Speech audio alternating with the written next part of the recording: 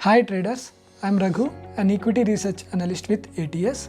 Welcome to the new video on technical analysis. We all know that the primary goal of all the participants in the stock market is to make money. For that, one should have an idea on how to approach the stock market. There are two types of analysis. One is fundamental analysis and the second is technical analysis. I will give you the gist of fundamental analysis.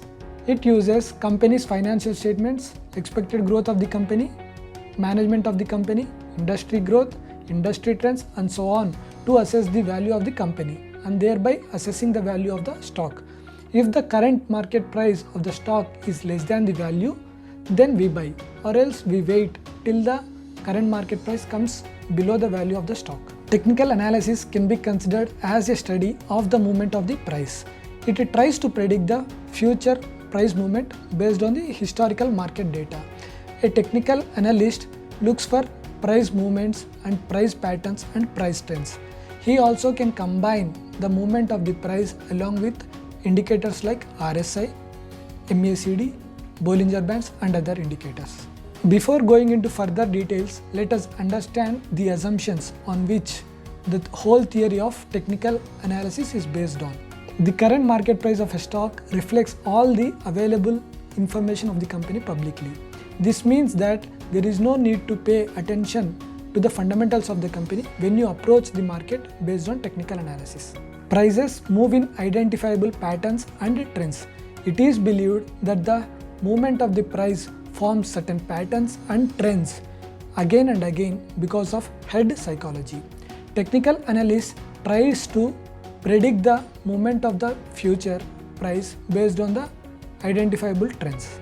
History repeats itself. Let us understand this with the help of events that happened in the past.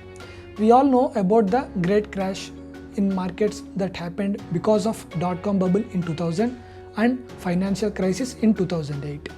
These are similar events. Based on these events, we can predict in the future that if any financial crisis occurs, the markets are bound to fall. Limitations of technical analysis. History does not exactly repeat itself. With the same events, let us understand this. It is a fact that in both the events, the markets crashed. But in 2000, Nifty fell by 53%. But in 2008, the markets crashed by 65%. Based on these events, we can say that if any financial crisis occurs, the markets may crash, but the extent may not be repeated again. Technical analysis is just limited to studying the market trends. It does not consider the profile of the company or the industry. Price patterns. The traders analyze the movement of the price and observe some patterns.